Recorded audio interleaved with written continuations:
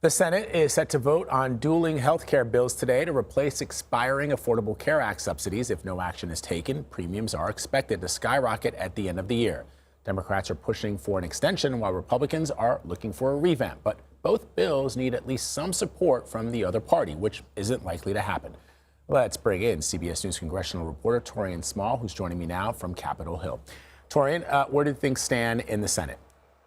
Well, Vlad, I would say things are at a standstill. Not much has changed since yesterday, and we talked to lawmakers about the pathway forward. The reality of the situation is, despite the fact that there are two dueling bills headed to the floor today for a vote, there is not consensus for either. Remember, this isn't just a simple majority needed in order for stuff to get done.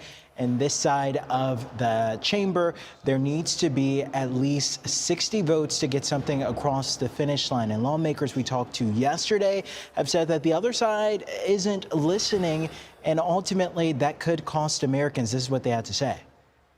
The current system is not delivering affordable health care. 200% increase in Obamacare. The promise was to save money. It's going through the roof in terms of cost. Republicans have had years to come up with alternatives, and now they're scrambling at the last minute to try to come up with something. There's a bunch of us who are willing and eager to try to find a way forward on this, and I think we've got to. Bottom line, we have got to help the American people with their health care costs. This is not just sort of an on-paper, accounting, political thing.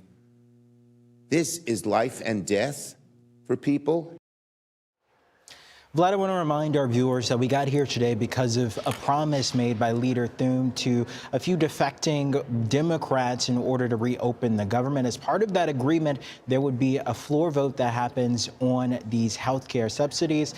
But ultimately today, again, it doesn't look like there'll be consensus for that to finish. All right, but then they are, House Republicans, supposed to hold votes next week for their version of the new health care plan after some moderates, as you pointed out, tried to force a vote on the ACA subsidies as recently as this week. So is that going to happen?